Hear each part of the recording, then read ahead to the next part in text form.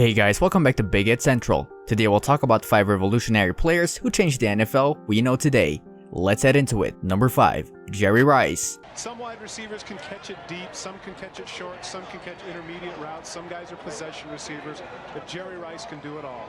Jerry Rice is simply known as the greatest wide receiver to have ever played in the NFL, period. Depending on who you talk to, Rice is considered to be the best player that ever played the game, regardless of position. An example of that kind of respect was demonstrated by the NFL Network. They aired a presentation on November 4, 2010 of the top 100 NFL greatest players in NFL history. Rice was selected as the number 1 greatest player of all time. What made Rice so great? He was durable. He ran great routes. He was able to break tackles and pick up significant yards after the catch. Rice kept himself in great shape, and that allowed him to stay strong throughout the long, grueling seasons. It also allowed him to play in the NFL for 20 seasons. Rice played for the San Francisco 49ers from 1985 to 2000, the Oakland Raiders from 2001 to 2004, and the Seattle Seahawks in 2004. During those 20 years, Rice was named to 13 Pro Bowl teams and 12 All-Pro teams, where he was a member of 3 Super Bowl teams, Super Bowl 23, 24, and 29. He was also Super Bowl MVP in Super Bowl 23. He was enshrined in the NFL Hall of Fame in 2010. He's a member of the NFL 75th Anniversary All-Time Team, and is also a member of both NFL's 1980s All-Decade Team and the 1990s All-Decade Team. Rice holds many NFL records, but the most significant ones are that he has the most career receptions in NFL history with 1,549, and his 22,895 receiving yards are the most in NFL history. He also holds the record for catching 197 touchdown receptions, again the most in the history of the league. He has scored a total of 208 overall touchdowns, which is more than anyone in the history of the game. For anyone that ever desired to be a wide receiver in the NFL, all you had to do was watch Jerry Rice perform. Study the routes that he ran, watch the way that he demonstrated his work ethic in practice and in the off-season, and you would be off to a good start. Number 4, Paul Brown. Paul Brown transformed the game from a physical exercise to an intellectual exercise. According to his Wikipedia entry, Paul Brown is a major figure in the development of the National Football League, a seminal figure in the game's history. Brown is considered the father of the modern offense, and one of the greatest football coaches of all time. Brown coached the Cleveland Browns from 1946 to 1962, and the Cincinnati Bengals from 1968 to 1975. Some of the innovations that Brown was responsible for were covered in great detail by Bleacher Report correspondent Christopher Marr. Here's the list of Brown's innovations that Marr cited. Brown was the first to integrate professional football, prior to Branch Rickey and Jackie Robinson integrating baseball. In 1946, Brown put fullback Marion Motley and defensive lineman Bill Willis on his squad, and both have busts in the Professional Football Hall of Fame in Canton. Brown was the first coach to have his players wear face masks. Brown was the first to have his players undergo classroom instruction on the professional level. Brown was also the first professional football head coach to use film study. What we know now as the practice squad in the NFL was begun by Brown and McBride, who owned the cab company as the taxi squad. Players who didn't make the final roster cut might be able to fill in the case of injury. Drove cabs for McBride. Generations later, Clevelanders still called the practice squad the taxi squad.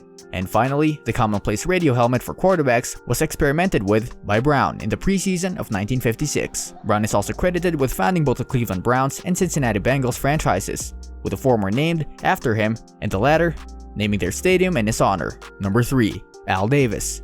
Oakland Raiders owner Al Davis played a huge role in the history and development of the NFL. From his time serving the AFL as both owner and commissioner of the league, Davis was instrumental in creating the merger between the two leagues. Davis successfully sued the NFL and won in court. He moved his Raiders franchise from Oakland to Los Angeles and then back again to Oakland, and built his teams around fast players.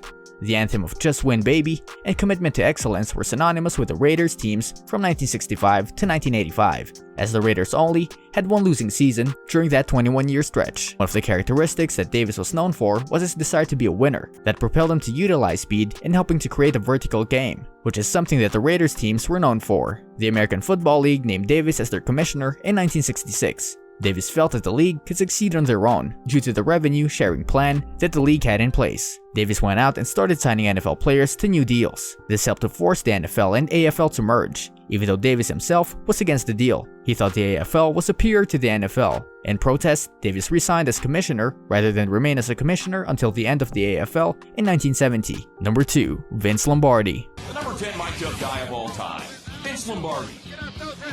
Vince Lombardi, the greatest coach of the Green Bay Packers, is clearly an important figure in the history and development of the NFL. Lombardi served the Green Bay Packers as the head coach from 1956 to 1967, and then one more year as their general manager in 1968. Lombardi also coached the Washington Redskins for 1 year in 1969, before he retired from football. The Packers were a dynasty under Lombardi, winning 3 straight NFL titles, and 5 times during a 7-year stretch during the 1960s. The Packers won both Super Bowl I and Super Bowl II under Lombardi. Lombardi never had a losing season in the NFL, which is borne out by a winning percentage of 73.8% in the regular season and 90% during the postseason, and was very detail-oriented in his coaching approach. Whenever you see him on film going over plays on the chalkboard, you can see how fine the details were in his coaching style. He expected his players to execute their jobs, and he demanded that they carry out their duties. The legendary Packer sweeps were a staple of Lombardi's offensive attack.